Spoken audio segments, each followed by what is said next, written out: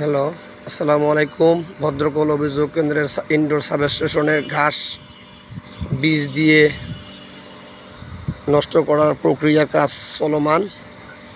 কয়েকদিন ঝড় বৃষ্টির কারণে সম্ভব হয় নাই। আজকে একটু আকাশের অবস্থান ভালো, এজন্য পুরাটাই আমরা বীজ দিয়ে স্প্রে করিয়ে মারার চেষ্টা করতেছি। সবাই সাপোর্ট করবেন, দেখবেন, ইনশাল্লাহ দোয়া করবেন যেন আকাশটা ভালো থাকে, গাছগুলো মরে যায়। সবাই দোয়া করবেন। আসসালামু আলাইকুম। লেবার দ্বারা ওই আপনার বিষ দিয়ে স্প্রে করা হয়েছে।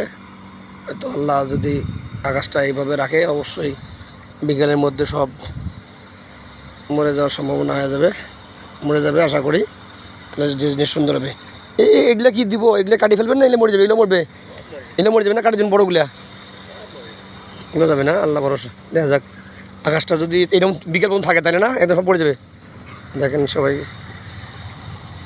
একটু সাপোর্ট করবেন, লাইক শেয়ার কমেন্ট করে দেবেন।